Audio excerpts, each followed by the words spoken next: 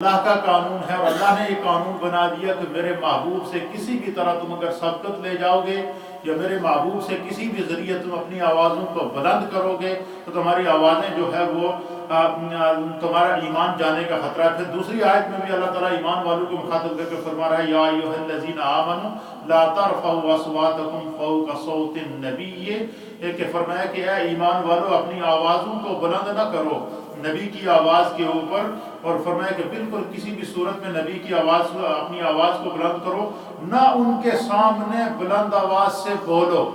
دو آداب بتا دیے ساتھ۔ پہلی بات یہ کہ اگر نبی بات کر رہے ہوں تو نبی کی آواز سے اپنی آواز کو بلند نہ کرو، اور دوسرا ادب کیا ہے کہ جب بارگاہ مصطفی میں بیٹھو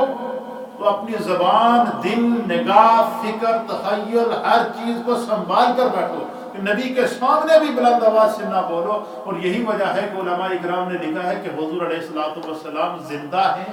آپ اپنے مزار پر انوار کے اندر بھی حیات ہیں، امت کے اعمال کا مشاہدہ کر رہے ہیں، اور اسی وجہ سے فرمایا کہ یہ آیت، یہ قانون اللہ تعالیٰ نے قیامت تک قائم کر دیا ہے کہ جب بھی بندہ مدینہ طیبہ جائے، مسجد نبوی شریف میں جائے، روضہ رسول کے اوپر جائے، تو گویا کہ وہ اپنے آپ کو اس طرح سمجھے کہ وہ نبی پاک کی بارگاہ میں بنفس نفیس موجود ہے۔ فرمایا کہ نبی پاک کے ظاہری طور پر دنیا سے پردہ فرمانے کے بعد بھی مدینہ طیبہ کے اندر یا روضہ رسول کے اوپر یا روضہ رسول کے ارد گرد یا نبی پاک کی قبر انور کے پاس اپنی آواز کو بلند نہ کرو، اور وہاں پر بھی آداب کا خیال رکھو۔ یہی وجہ ہے کہ حضرت امام مالک رحمۃ اللہ علیہ جو ہے وہ مدینہ طیبہ میں ساری زندگی جو ہے وہ ننگے پاؤں اور دبے پاؤں چلتے تھے کہ کہیں میرے پاؤں کی آہٹ بھی جو ہے وہ کہیں آداب مصطفیٰ کے خلاف نہ ہو جائیں۔ تو یہاں نبی پاک صلی اللہ علیہ وسلم کا آداب اللہ تعالیٰ بتایا، اور فرمایا کہ جو لوگ نبی کا ادب نہیں کرتے، نبی کی شان میں گستاخی کرتے ہیں یا نبی کی آواز سے اپنی آواز کو بلند کرتے ہیں، وہ کتنا ہی بڑا کوئی نمازی ہو، کتنا ہی بڑا حاجی ہو، کتنا ہی بڑا کوئی جو ہے کیوں نہ ہو، فرمایا کہ اس کا ایمان ضائع ہو جائے گا، اس کے اعمال ضائع ہو جائیں گے، اور اس کو پتہ بھی نہیں چلے گا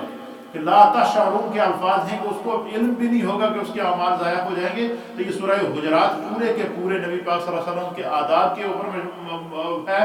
اس کے بعد اس سورہ حجرات کے اندر بتایا گیا کہ نبی صلی اللہ علیہ وسلم کا ادب اور آپ کا احترام تمام فرائض سے بڑھ کر ہے۔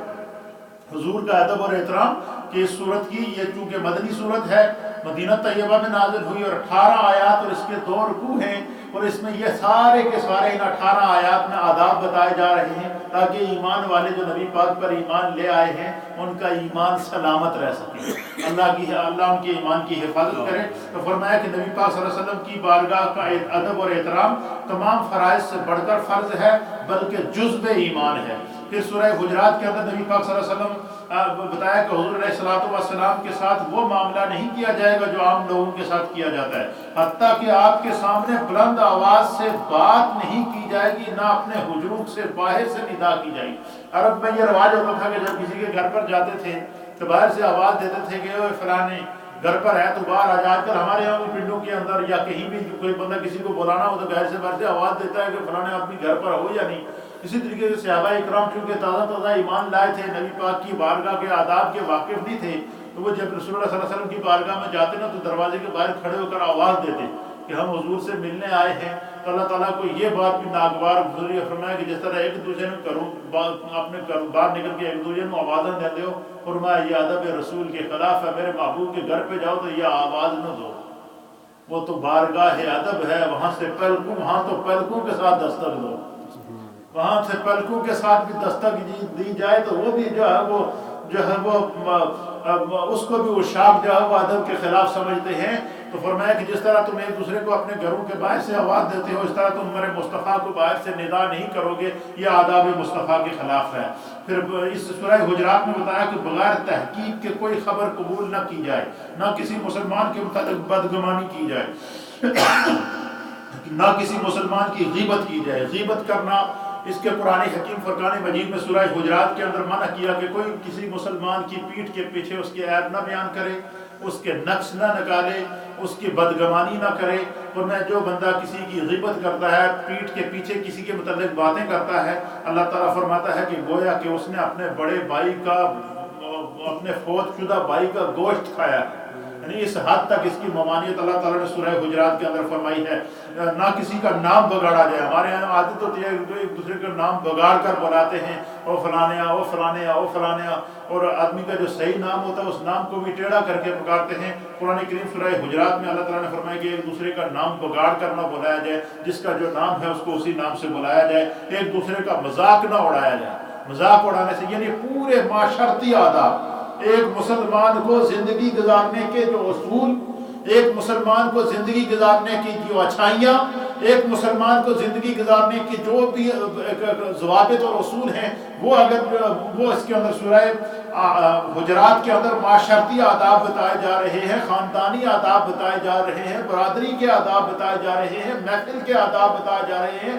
مجلس کے آداب بتائے جا رہے ہیں. وہ آپ پہلے مسلمانوں کو جو ہے وہ عقائد کی تعلیم دی گئی مکی صورتوں کے اندر، اور اب مدنی صورتوں کے اندر مسلمانوں کو آداب سکھائے جا رہے ہیں. مسلمانوں کو معاشرتی زندگی کا طریقہ سکھایا جا رہا ہے. مسلمانوں کو یہ بتایا جا رہا ہے کہ مسلمان کا اخلاق کیسا ہونا چاہیے. یہ بتایا جا رہا ہے کہ مومن کا جو ہے وہ کردار کیسا ہونا چاہیے، مومن کے گفتار کیسا ہونا چاہیے. جب ہم کسی مجلس میں بیٹھے تو اس مجلس کے آداب کیا ہیں، وہ آداب بتائے جا رہے ہیں. جب رسول اللہ کی بارگاہ میں جائیں تو رسول اللہ کی بارگاہ کے آداب کیا ہیں، وہ بتائے جا رہے ہیں. یعنی پورے کا پورا ادب جو ایک انسانی، وہ ادب جس کے اوپر پورا انسانی معاشرہ قائم رہ سکتا ہے، جس ادب کی وجہ سے عرب کی برائیاں بھی ختم ہو سکتی تھی، جس ادب کی وجہ سے پورے زمانے کے اندر جو بد اخلاقی اور بد کرداری پھیلی ہوئی تھی اس کو ایک اچھا نظام مل سکتا تھا. اللہ تعالیٰ اس سورہ حجرات کے اندر آداب سکھائے جا رہا ہے. پھر اسی طریقے سے ایک دوسرے کا مذاق اڑانا، ایک دوسرے کو نام غلط ناموں سے نام بگاڑ کر پکارنا، اس کی ممانعت سورہ حجرات کے اندر نازل ہوئی گئی. مسلمان کی کو منع کیا گیا کہ وہ کسی کی غیبت کرے، پیٹھ کے پیچھے کسی کے عیب نکالے. پھر مسلمان کے دو گروہ اگر آپس میں لڑ پڑیں تو پھر سورہ حجرات میں بتایا کہ تیسرے لوگوں کو یہ چاہیے کہ وہ ان کی صلح کریں. جو ان کے اندر سمجھدار لوگ ہیں، جو ان کے اندر بڑے لوگ ہیں، جن کی بات کو مانا جاتا ہے، جن کے اندر ایمان اور خیر کا جذبہ موجود ہے، اور میں ان کو چاہیے کہ وہ مسلمانوں کے دو گروہوں میں اگر لڑائی ہو جائے، دو خاندانوں میں لڑائی ہو جائے، دو برادریوں میں لڑائی ہو جائے، دو علاقوں میں لڑائی ہو جائے، تو فرمایا کہ ان میں سے جو سمجھدار لوگ ہیں ان کو چاہیے کہ وہ ان کو آپس میں بٹھا کر ان کی صلح کرائیں، ان کی صلح کرائیں. اور فرمایا کہ اگر وہ صلح نہ کریں تو پھر جو گروہ باطل پر ہو جو ہے وہ اس کی زجر و توبیخ کی جائے، اس کو ڈانٹ ڈپٹ کی جائے، اس کے ساتھ اس طرح برتاؤ کیا جائے تاکہ اس کو احساس ہو کہ میں نے غلط کیا ہے. اس کے بعد قرآن حکیم فرقان مجید کی سورۃ القاف ہے، اور یہ قاف بھی جو ہے وہ سورہ نمبر 50 ہے، اور یہ مکی صورت ہے، اور اس کے 45 آیات ہیں، اور اس کے 3 رکوع ہیں. اس سے پہلے سورہ حجرات میں اعراب کا ذکر کیا تھا کہ جنہوں نے زبان سے کہا تھا کہ ہم ایمان لائے اور در حقیقت وہ ایمان نہیں لائے تھے، جو دیہاتی تھے، جو منافق لوگ تھے، ان کا ذکر کیا. اور اس کے بعد جو ہے وہ اس پر یہ دلیل، اس کی یہ دلیل ہے کہ نبی نبوت اور مرنے کے بعد دوبارہ اٹھنے کا وہ انکار کرتے تھے کفار اور مشرکین، اور پھر جو ہے وہ شرک کرتے تھے. نبی پاک صلی اللہ تعالیٰ علیہ وآلہ وسلم نے جو ہے وہ سورہ کاف کے اندر جو ہے وہ ایک عقیدہ دیا، اور مشرکین مکہ کی اس عقیدے کا رد فرما کر انہیں توحید کی طرف دعوت دی، اللہ کے دین کی طرف بلایا. اور نبی پاک صلی اللہ تعالیٰ علیہ وآلہ وسلم کی بات سن کر آپ پر عمل لانے اور آپ کی اطاعت کرنے کا حکم اللہ تعالیٰ اس کے اندر ارشاد فرما رہا ہے. اسی طریقے سے جو ہے وہ اللہ کے حبیب علیہ الصلوۃ والسلام سورہ کاف کی اکثر تلاوت کیا کرتے تھے. حضرت ام ہشام بنت حارثہ بیان کرتی ہیں کہ میں نے کاف والقرآن المجید جو ہے وہ رسول اللہ صلی اللہ تعالیٰ علیہ وسلم سے سن کر یاد کیا. یعنی حضور جو ہے وہ اس سورت کو اکثر پڑھا کرتے تھے، اور صحابہ اکرام کو اس کو یاد بھی کرایا کرتے تھے. یہ سورت ترتیب نزول کے اعتبار سے 34 نمبر پر نازل ہوئی ہے، اور ترتیب موسم کے اعتبار سے اس سورت کا نمبر 50 ہے. اس سورت میں مرنے کے بعد دوبارہ اٹھنے پر دلائل دیے گئے ہیں. اس سے یہ ثابت کیا گیا ہے کہ اللہ تعالیٰ کی توحید اور سیدنا محمد صلی اللہ تعالیٰ علیہ وآلہ وسلم کی رسالت کے اوپر جو ہے وہ ایمان رکھنا چاہیے. اس صورت میں یہ بتایا گیا کہ بندہ جب اپنے رب کو پکارتا ہے، تو فرمایا تمہارا کفار اور مشرکین تو جا کے بتوں کو کہتے تھے کہ بتوں کی مورتیوں کے سامنے کھڑے ہو کر کہتے تھے ہماری مدد کرو، ہماری دعا سنو، تو اللہ تعالیٰ فرماتا ہے کہ یہ بت تمہارے کیا سنیں گے، تم اپنے رب کو سچے دل سے ایمان کی حالت میں پکار کر تو دیکھو۔ فرمایا جو اپنے رب کو پکارتا ہے اللہ تعالیٰ فرماتا ہے وَنَحْنُ أَقْرَبُ إِلَيْهِ مِنْ حَبْلِ الْوَرِيدِ، اللہ تعالیٰ تو انسان کی شرح جان سے بھی زیادہ قریب ہے۔ صرف بندہ خالی سوچ لے اپنے رب کی طرف،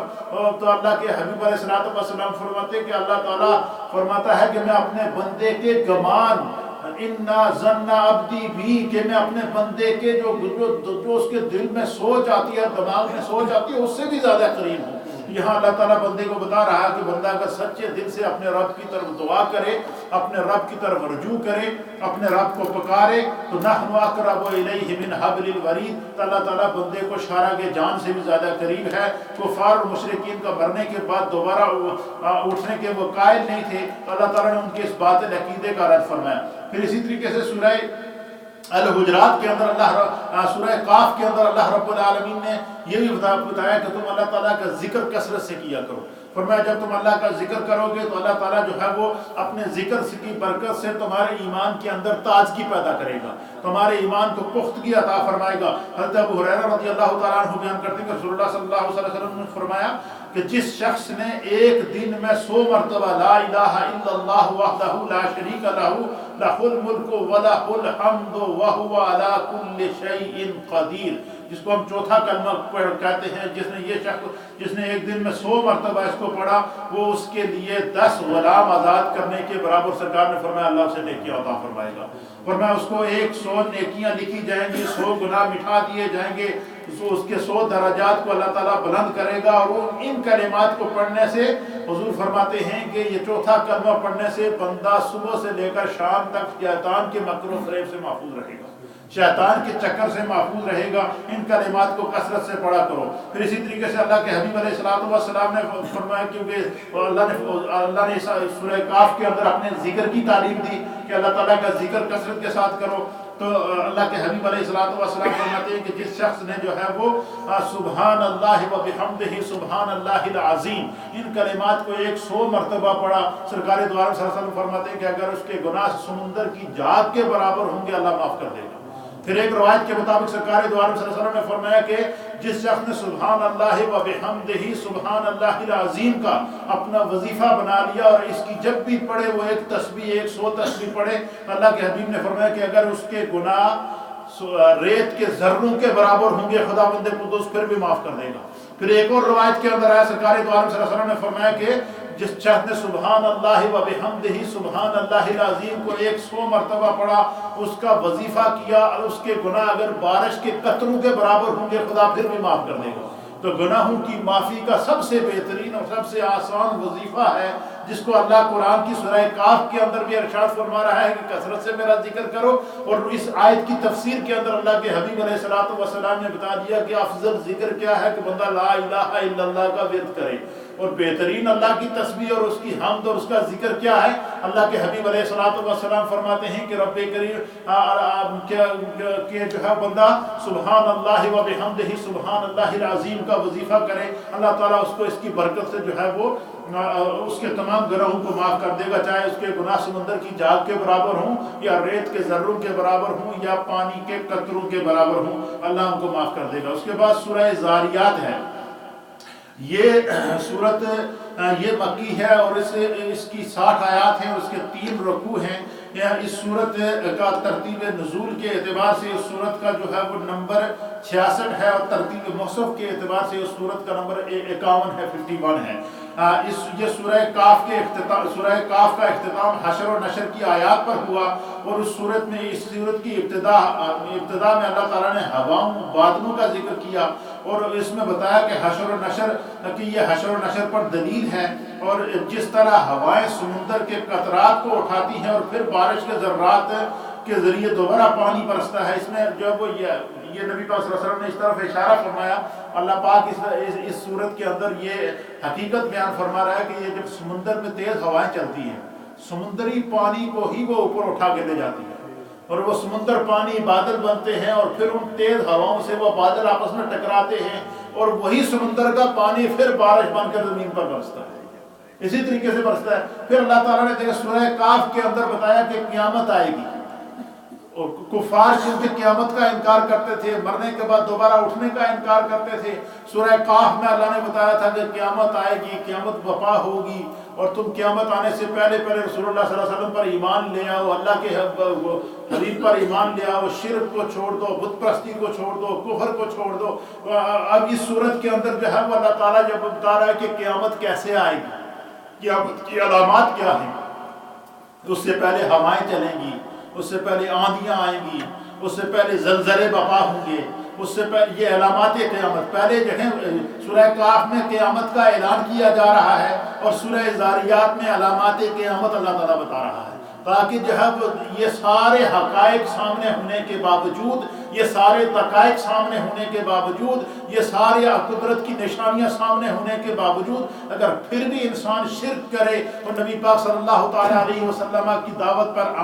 ایمان نہ لائے، تو پھر فرمایا کہ تم قیامت کی ہولناکی کے لیے، قیامت کی تباہی کے لیے تیار ہو جاؤ۔ کہیں قرآن حکیم فرقان مجید میں اللہ صاحب کا امتوں کے عذاب کی مثال دے کر ڈرا رہا ہے، کہیں اللہ تعالیٰ جن امتوں پر عذاب آ چکا ہے ان عذاب کی کیفیات کو بیان فرما رہا ہے۔ حضرت نوح علیہ السلام کی قوم پر کس طرح عذاب آیا، اس کے عذاب کے پیچ ہم کو قرآن بیان کر رہا ہے۔ حضرت ہود علیہ السلام کی قوم پر کس طرح عذاب آیا، وہ بھی سخت آندھیوں کی وجہ کے 7 دن، کل میں نے آپ کو بتایا تھا کہ 7 دن اور 8 راتیں وہ آندھیاں چلتی رہی اور ان کے پہاڑوں کے اندر بنائے ہوئے گھروں کو انہوں نے تباہ و برباد کر دیا۔ خداوند قدوس فرما رہا ہے کہ زمین کے اوپر اس عذاب کے نشانات آج بھی موجود ہیں، اس کے باوجود اگر تم شرک کرو گے، تم کفر کرو گے اور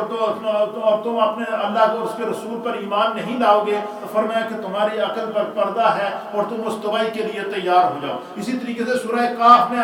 کفار نے کہا تھا کہ ہم قیامت کو نہیں مانتے، اللہ نے فرمایا تھا قیامت آئے گی۔ سورہ زاریات کے اندر اللہ نے علامات قیامت کو بیان فرمایا اور اس کے اختتام پر بتایا کہ سخت ہوائیں چلیں گی،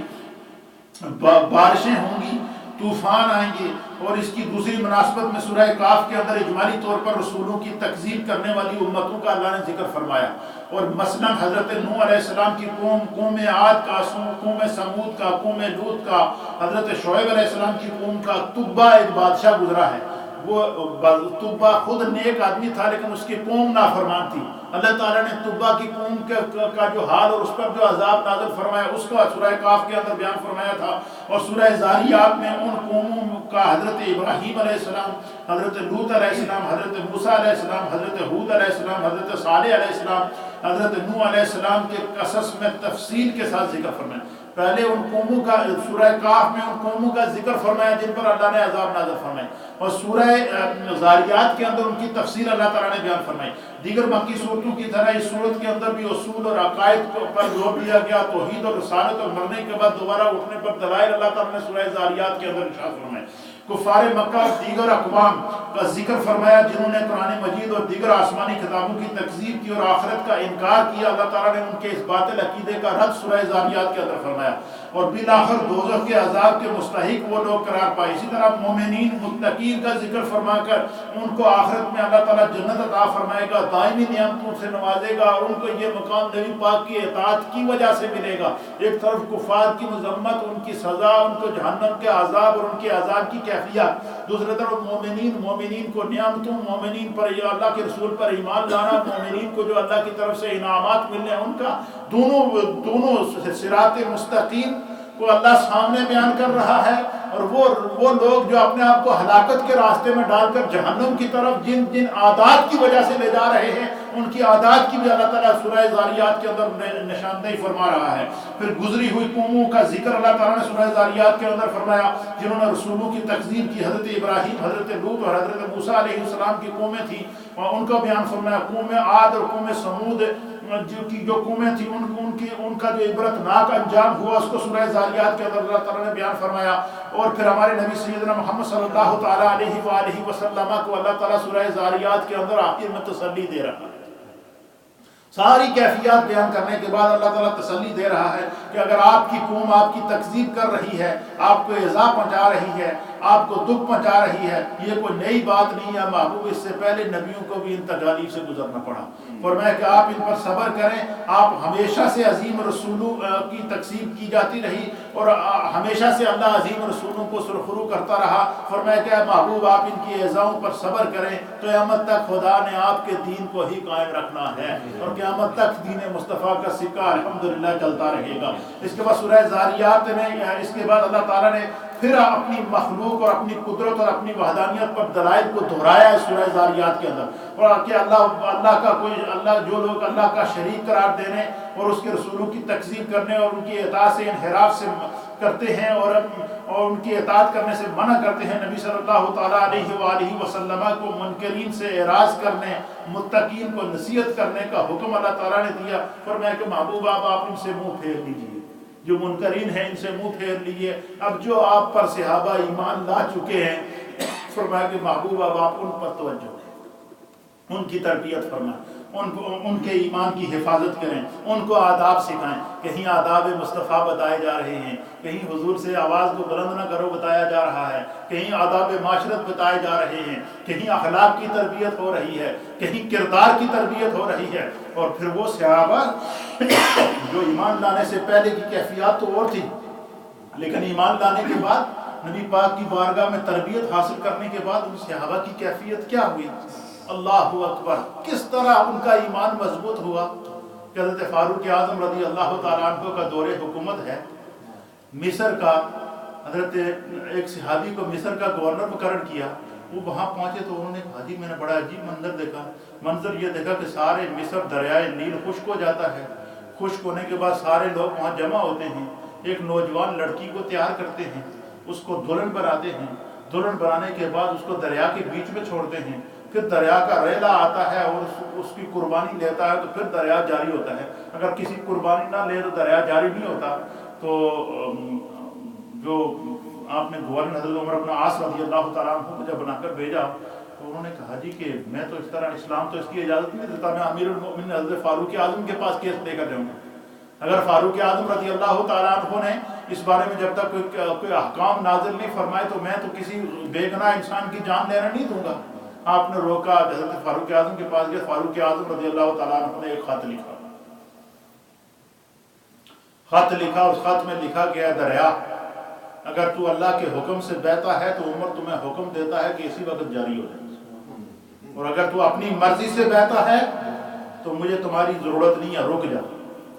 اور فرمایا کہ سارے مصر والوں کو جمع کر کے دریا کے کنارے لے جا کر یہ خط دریا میں چھوڑ کر یہ میرا پیغام اس کو سنا دے۔ اب جب پیغام سنایا، خط درمیان میں رکھ کے نا فاروق اعظم کا پیغام سنا تو دریا چلنا شروع ہو گیا، آج تک پھر وہ دریا خشک نہیں ہوا۔ پھر یہاں تک روایات کے اندر آتا ہے کہ فاروق اعظم رضی اللہ تعالیٰ عنہ کا دور حکومت، دور خلافت، وہ فاروق جس کو میرے مصطفیٰ نے تربیت کی تھی، تربیت مصطفیٰ کا اثر دیکھیے صحابہ کو اللہ نے کیسا تقویٰ عطا فرمایا، کیسا تقوی کی دولت سے اللہ نے صحابہ کو معلومات فرمایا۔ سے فاروق اعظم بیٹھے ہیں مدینہ طیبہ میں، زلزلہ آ گیا، آپ کے ہاتھ میں درہ تھا، زمین کے اوپر مار کر کہا کیا زمین آج کانپ رہی ہے؟ کہیں فاروق اعظم نے تم پر ظلم تو نہیں کر دیا؟ کہیں میں نے کسی کے ساتھ بے انصافی تو نہیں کر دی؟ میں نے کسی کا حق تو نہیں مارا؟ کیوں کانپ رہی ہے بتا تو صحیح۔ زمین رک گئی، زمین ٹھہر گئی۔ وہ صحابہ دیکھیں کہ جن کو پہلے قرآن جو ہے وہ ایمان لانے سے پہلے کی کیفیات کو بیان فرما رہا ہے، اور اب قرآن ایمان لانے کی بعد کی کیفیات کو بیان فرما رہا ہے کہ میرے مصطفیٰ نے جب تراش کر ان کی روح کو تیار کیا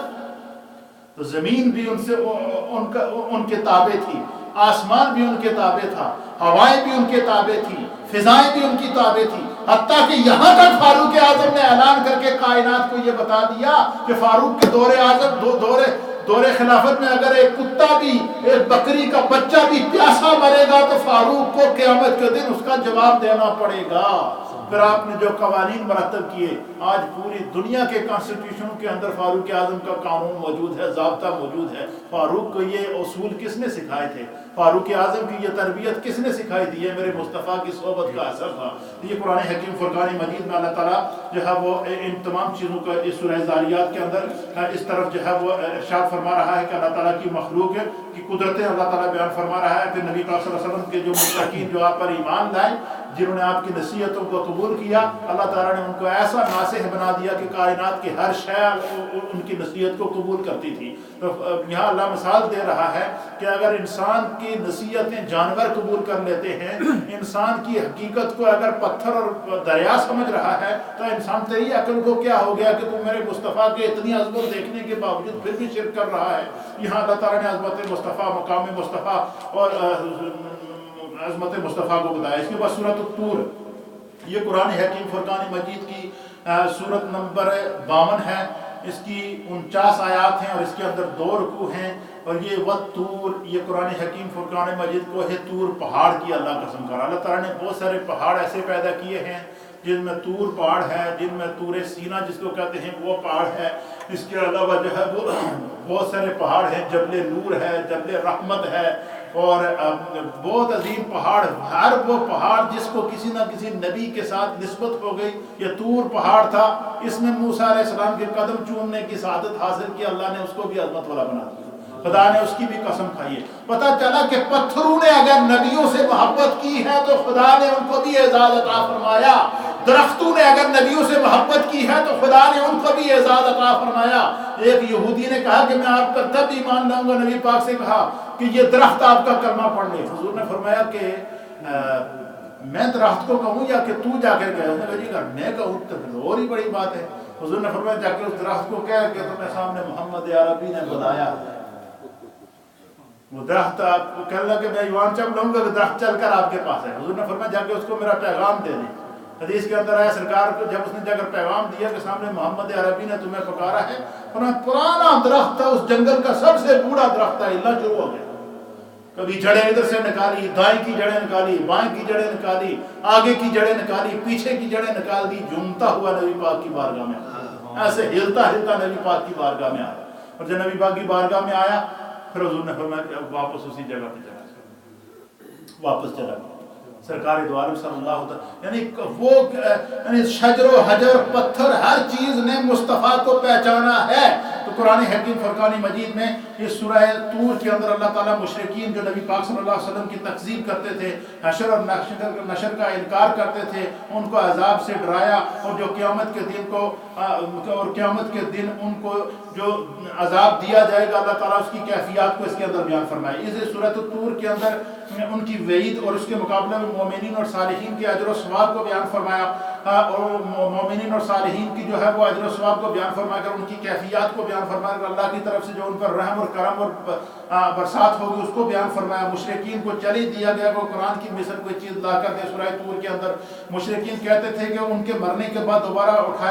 नहीं उठाया जाएगा। वो कहते थे कि फरिश्ते अल्लाह ताला की बेटियां हैं। अल्लाह ताला ने उनकी इन खराफात का सूरह तूर के अंदर रद्द फरमाया। मुतअद्दिद खुदाओं का रद्द अल्लाह ताला ने सूरह तूर के अंदर फरमाया। मुशरिकीन को जो अज़ाब की वईद का जो मजाक उड़ाते थे उनका इब्ताल अल्लाह ताला ने सूरह तूर के अंदर बयान फरमाया। फिर नबी पाक सल्लल्लाहु ताला अलैहि वसल्लम को अल्लाह ताला ने हुक्म दिया वो कुफ्फार को छोड़ दे, उनकी दिल आज़ार बातों पर गमगीन ना हो। ये अज़ाब उन पर दुनिया में भी आएगा और ये अज़ाब उन पर आखिरत में भी आएगा। आप उनकी अज़ियतों पर सब्र करें और जब आप उनकी अज़ियतों के ऊपर सब्र करेंगे तो रब्बे करीम जो है वो आपको वो और आपके असहाब को अजीम जज़ा अता फरमाएगा। उसके बाद सूरह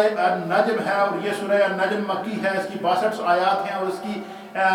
3 रुकू हैं। और इस सूरत के अंदर अल्लाह ताला ने नबी पाक सल्लल्लाहु ताला अलैहि वसल्लम की आसमानी महराज को बयान किया। सूरह बनी इसराइल के अंदर अल्लाह ताला ने नबी पाक की ज़मीनी महराज को बयान फरमाया था। ये भी पूरे का पूरा मकाम मुस्तफ़ा बयान कर रही है, अज़मत मुस्तफ़ा बयान कर रहे। और इस सूरत के अंदर अल्लाह ताला ने नबी पाक की उस शान को बयान फरमाया कि तमाम शानों की इंतहा हो जाती है, तमाम मकामात की इंतहा हो जाती है। इस सूरत में अल्लाह उन कैफियत को बयान फरमा रहा है कि जब अल्लाह ताला के महबूब की मुलाकात अल्लाह से हुई और अल्लाह ताला के कुर्ब ख़ास में गए, रब्बे करीम का दीदार किया, उस दीदार की कैफियत को अल्लाह ताला बयान फरमा रहा है कि महबूब अलैहिस्सलातु वस्सलाम जब रब के करीब हुए तो